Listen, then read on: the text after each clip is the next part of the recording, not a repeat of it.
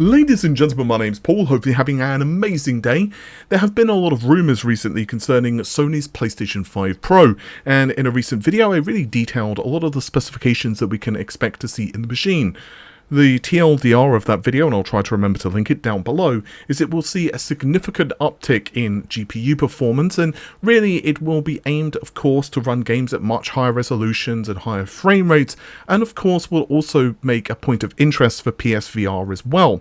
But when it comes to Microsoft, in the past, Phil Spencer has said that they really are not planning an Xbox Series refresh of sorts. Instead, they're going to go full steam ahead for the next generation.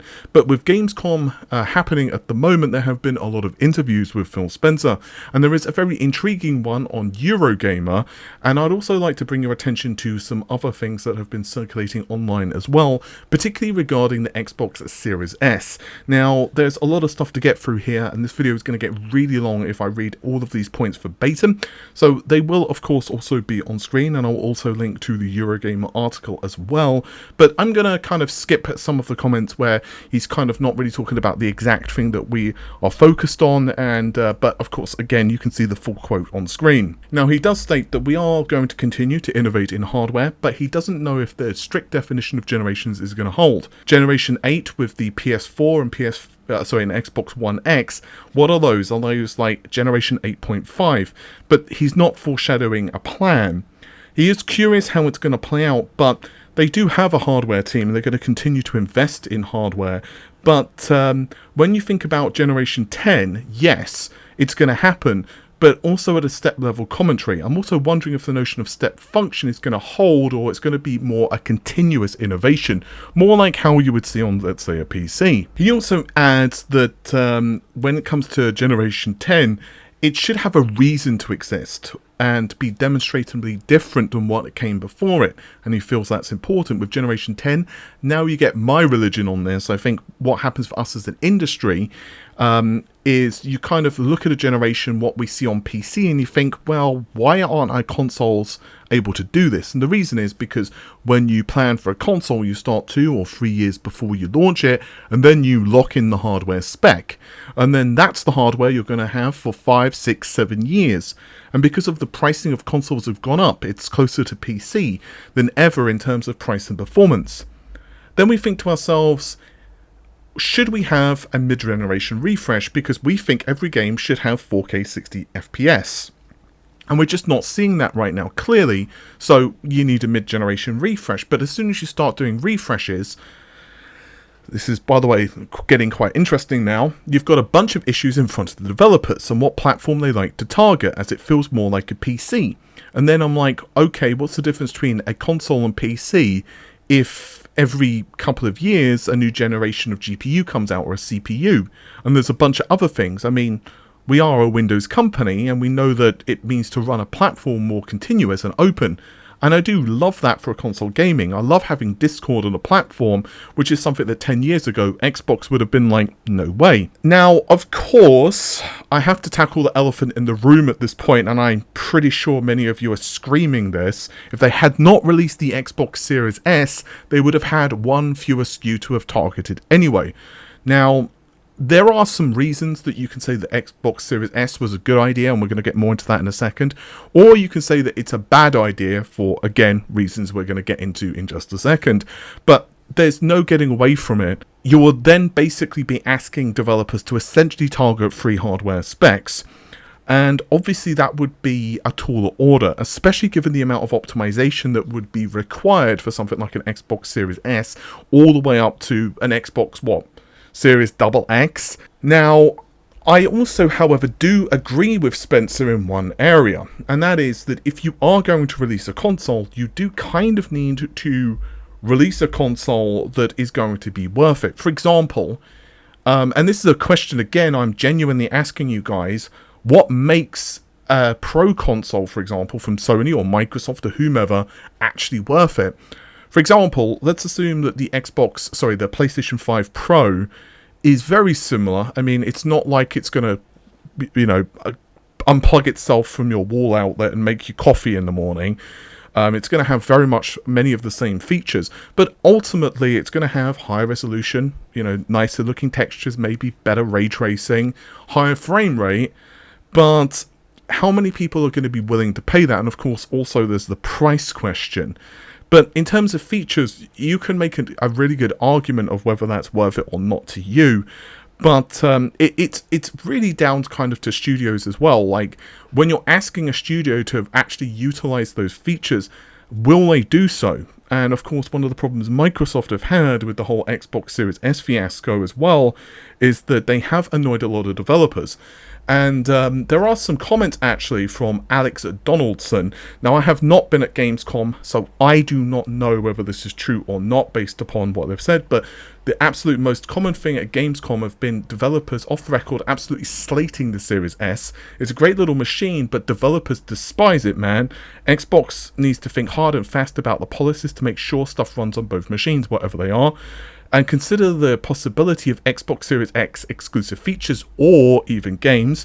And I feel the alternative is Sony hoovering up more of de facto exclusives given the choice, or skipping Xbox entirely. It's a tough situation. The Xbox Series S is the best hardware proposition in the market, but it's also, I also understand why developers are frustrated. And I think the disconnect is why a significant section of the market who can't or don't want to pay for an Xbox Series X or a PS5, any real reaction to this is risking betrayal for that user base and over half the series owners.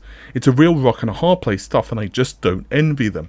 Now, you can of course agree that a full parity is not necessarily required. For example, the Xbox Series S does not require, let's say, ray tracing in a game. However, you do need to have some parity between them, and obviously one of the big areas that you need to have parity is that you can't just release a game, whatever that game is, and then not have, you know, Great Shooter 2000 release, of course, on both consoles. There has to be that sync there.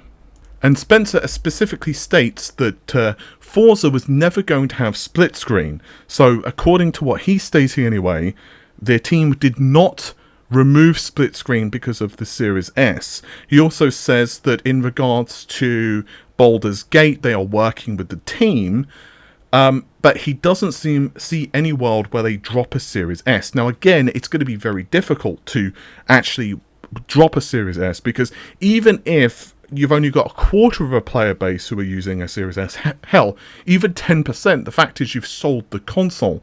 And you initially stated that it was a system that, of course, would essentially have the same games playable. You would just have different resolution targets and frame rate targets or whatever. They've spent roughly half what the Xbox customer Series X bought, so they understand it's not going to run in the same way.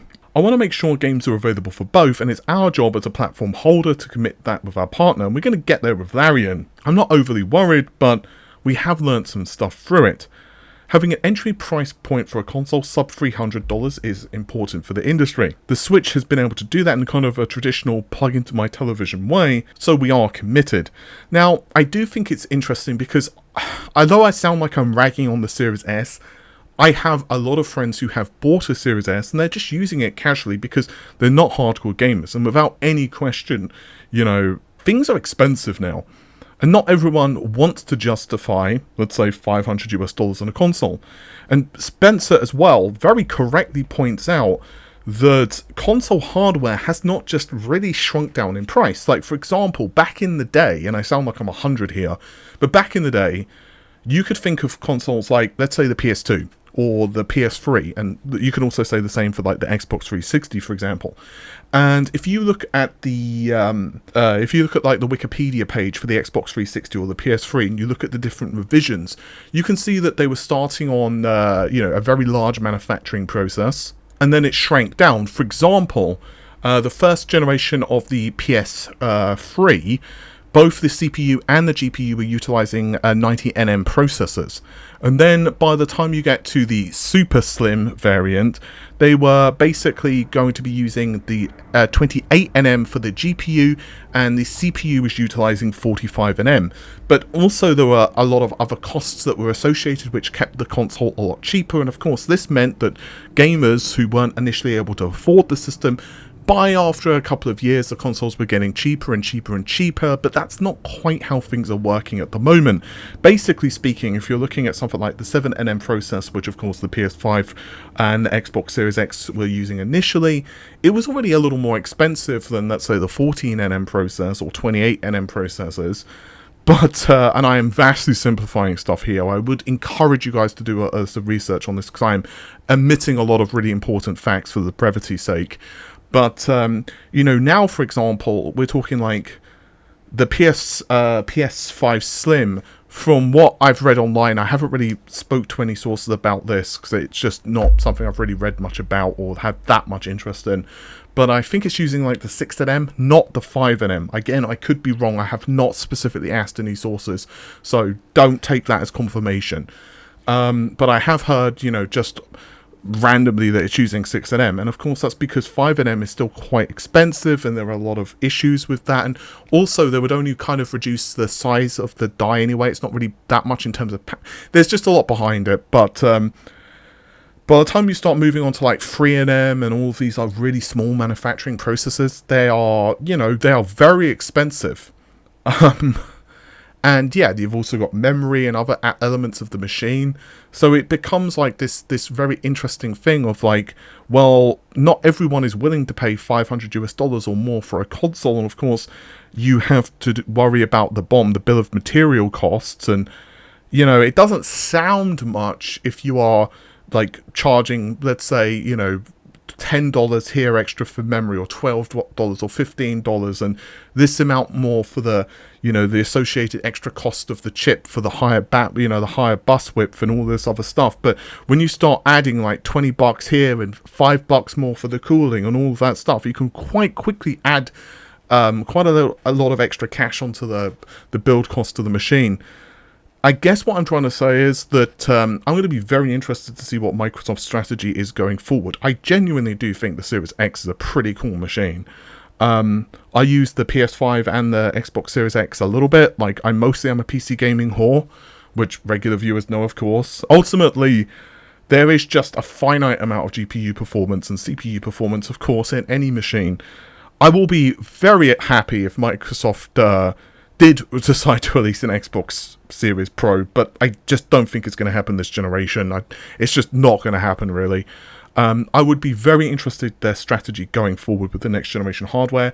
I think Starfield is looking really cool, but Sony, at this point, they are just really firing on all cylinders, and I think that developers are a lot more willing to take, you know, the idea of a PS5 Pro, because ultimately it would only be 2 SKUs from Sony. Then again, it's still more work. It's going to be very interesting to see how the market handles all of this stuff, to be honest with you.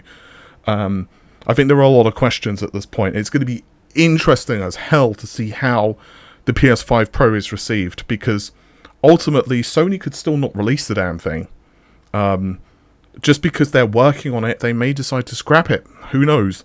At this point, I have, you know, I'm pretty confident it will launch, and I think it's going to be a really cool machine, and I would love for Sony to actually launch the system, because I think it would be great to give users the choice, you know, if they do want to have like a more of a premium experience. But it's going to be interesting to see how the market responds to it, and also what the bloody price of the PS5 Pro would be. Anyway, I think that's just about it for me. Enough prattling. I'll see you soon. Take care of yourselves. Bye for now.